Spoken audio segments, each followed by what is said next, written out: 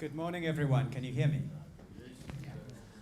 Welcome to the second SaVI Colloquium. As the Safety and Violence Initiative at the University of Cape Town, there was a colloquium about 2 years ago. So we decided to try and keep that tradition alive. So thank you so much to everyone for making the trouble, taking the time to be here. We have a very exciting program planned. But this is not just the Safety and Violence Initiative's colloquium anymore. We kind of developed some very exciting partnerships with the Cape Higher Education Consortium and with the Western Cape government, given that it's a major priority area for the Western Cape government to be focusing on violence and violence prevention. So it's very exciting that we have this particular partnership and that we hope we're able to take it further. We have, as you can see, a fairly exciting, dense, a lot of variety in the program, so hopefully you kind of can get a lot of interesting information and analysis out of it. But that's the next sessions. This session this morning is really an introductory session, so I have great pleasure to introduce two eminent colleagues, Professor Crain Soudien, who is one of the Deputy Vice-Chancellors at the University of Cape Town, who's responsible for transformation and social responsiveness. And Dr. Gilbert Lawrence, who is the head of Department of Community Safety here in the Western Cape government. Both of them are going to have just 10-minute opening remarks. We'd initially planned for a kind of keynote address, but we felt that there's lots of interesting content happening throughout, so we couldn't really put one particular paper above others, so we felt it would be useful to get some really kind of thought-provoking short remarks from Dr. Lawrence and Professor Soudien. So with no further ado, I'd like to hand over to Dr. Lawrence to make his opening remarks. We just need you to put this on as well. As I said, with no further ado, let's start. So while I'm being attended to, I'll continue to say good morning, everybody, and welcome to all of you, to this SaVI colloquium. I'd like to acknowledge Professor Crain Soudien, Deputy Vice-Chancellor at UCT, and also for UCT in terms of the way in which they have been able, through the consortium and through CHEC, to make sure that this happens again. So this is the second colloquium, as has been indicated, and I think that's good news. I'd like to start, and it's a short time to talk, by saying it really is a great pleasure for me to be here at the official opening of this colloquium on understanding and preventing violence in Africa, co-hosted by the University of Cape Town, Safety and Violence Initiative, and the Western Cape Government, and the Cape Higher Education Consortium, or CHEC. I would like to welcome all delegates here, especially those who have traveled from other parts of South Africa and from outside the country. And I hope that those of you who come from outside get a chance to see some of Cape Town. If you came yesterday, you saw nothing. And the weather doesn't look good today. But also maybe you'll be able to do something. In Cape Town, we call this conference weather. You stay in. You don't go around. It is most appropriate that this colloquium is taking place on a more serious note in the Western Cape. Our propensity for violence features us in an unacceptably leading position for many indicator rates around violence. While the South African homicide rates are at levels of 5 to 6 times higher than the global average, the Western Cape sadly has homicide mortality rates 15% higher than any of the other provinces. Up to 45 murders are recorded per week in our province. Interpersonal violence is the second leading cause of premature death in the Western Cape after HIV and AIDS. And among non-fatal injuries, interpersonal violence accounts for more than half of all injuries presenting to facilities in the state sector across all levels of care. Children in the Western Cape, infants in the Western Cape, toddlers in the Western Cape face a high risk of exposure to violence and even death. And there appears to be an upward trend in reports of sexual assaults on children under 13 years of age, as reported to health facilities. So I'm pleased to see that tomorrow there's also a panel session on positive parenting interventions on the agenda. Parenting in inverted commas for the broader concept of what that is. As we use this opportunity over the next 2 days to share research, discuss best practices or best principles, and to look for opportunities for positive collaboration between all role players in support of the vision of the Safety and Violence Initiative, I wish to use the opportunity, making these opening remarks, to provide some context as seen from the government's perspective, which I hope will inform some of the conversations to follow, and with some luck maybe to be taken up in the valuable ongoing research in the area of crime and violence. The first point I wish to make is best articulated by a quote from Kappa, which reads as follows: "The more we study the major problems of our time, the more we come to realize that they cannot be understood in isolation. They are systemic problems, which mean that they are interconnected and interdependent." I believe that it is common cause that issues such as crime and violence cannot be considered in isolation. Strong links exist between violence and other disciplines, such as early childhood development, education, employment, poverty, drugs, and alcohol use, to mention but a few.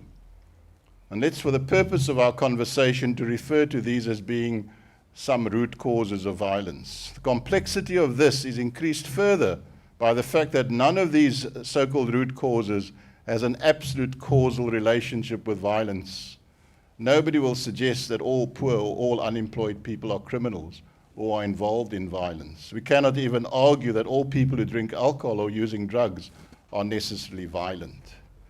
The challenge facing government is then a simple but very difficult question, namely, how do we decide, almost daily, where to deploy limited resources, taxpayers' money, to the areas most in need and in the most cost-effective manner? Or perhaps the question is, how should we decide?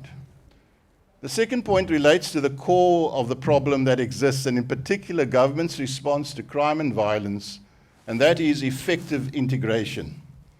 Again, one could argue that common cause exists, that in order for government to be more effective, they must have an integrated response to crime and violence.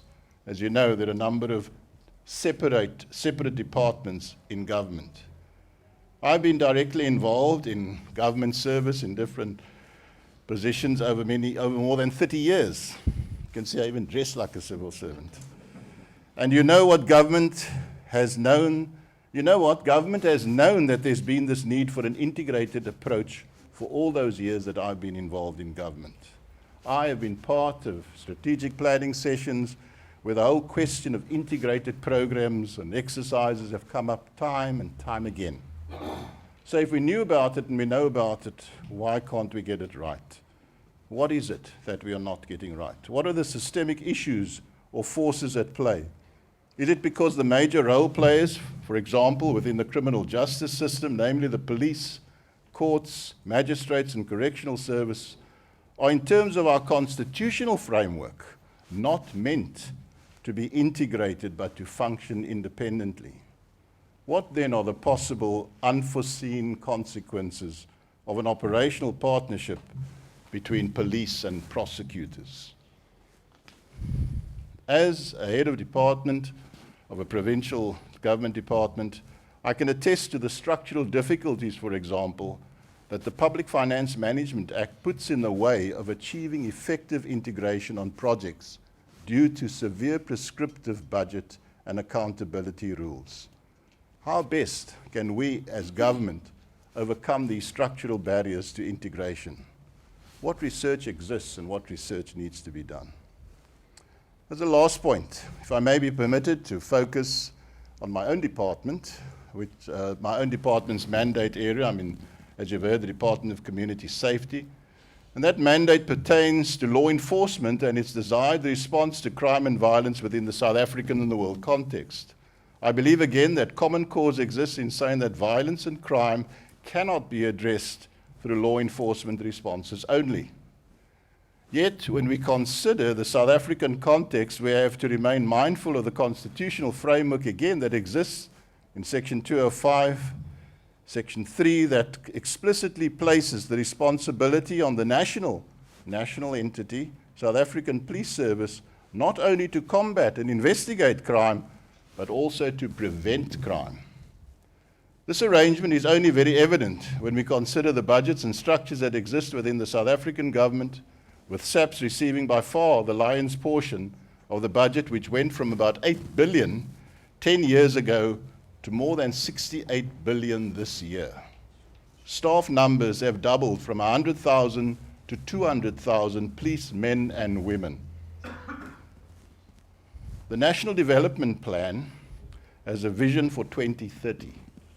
It makes 5 clear recommendations on how we need to work together to achieve safer communities, and these are: to strengthen the criminal justice system, to make the police service more professional, to demilitarize the police service, to build safety using an integrated approach again, and build community participation in community safety. With this in mind, some of the research questions facing us relates to the best ways in achieving the above. We all accept that the police cannot reduce crime or violence on their own. But equally important is the acceptance of the fact that for the communities to be and to feel safe, we need a dedicated, professional, corruption-free and responsive police service in whom citizens and people have confidence.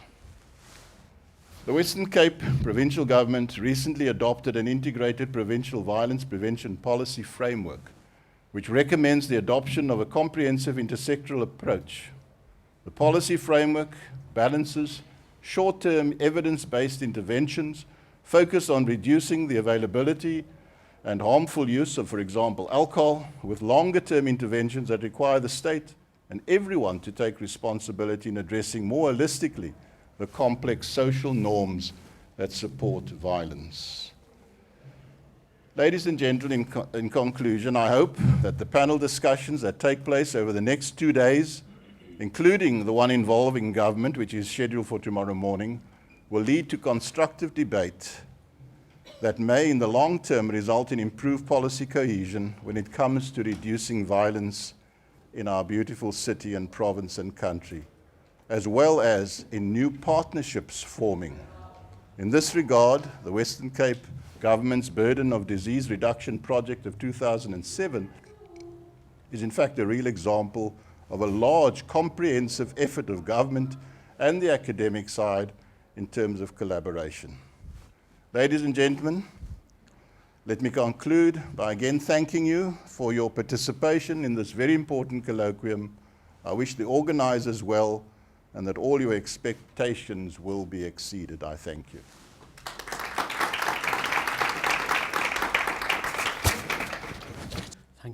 Thanks very much. I'd like to thank Gilbert for making that introduction. It sets the context very nicely for understanding what we're trying to do here at this conference. And so Gilbert has spoken about government, and I'd like to return to that in a moment, very informatively and I think helpfully in setting in the context of the challenges that confront us here.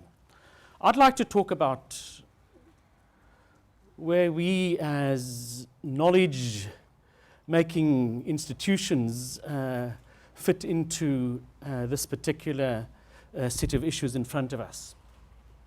So welcome to all of you. Welcome particularly on behalf of the University of Cape Town and also on behalf of the Cape Higher Education Consortium. So I wear 2 hats here today. This is the second time, as both Gilbert and Guy say, we've run this conference. But it's the first time that we have it in this particular form. So the last time we ran this conference, we ran it as the University of Cape Town. This time, we're bringing a much bigger and I hope a more effective footprint to what it is that we're opening up for discussion here. The Cape Higher Education Consortium, for those of you who come from this part of the world and who may know, is celebrating its 20th anniversary this year. It's the last standing higher education consortium in the country. There may have been 3 or 4 before that. we've been able to bring together the 4 universities in this region in a way which I think has come to emphasize the relationship of the academy to the world of government, the world of business, and the world of the civic arena. And we've been, I think, particularly successful in raising the significance of what it means to be a region with 4 really important knowledge-producing institutions and the contribution that they can make to engaging with these particular problems. And I'd like to return to that in a little while, but simply to conclude this part of this introduction by saying that I'm very happy to say to all of you that you're forming part of the Czech celebration, and this is not the quite final part of Czech's year-long attempt to for the region celebrate its achievements.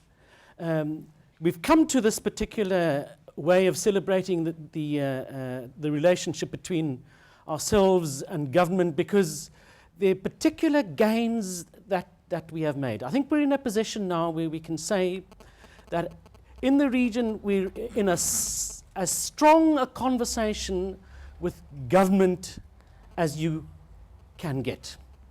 We've got task teams that are working through a whole range of issues, many of them that are very pertinent to what is going to happen here over the next 2 days, that are looking at how the capacities that we've got in the universities and the resources of the state at all levels can be better deployed.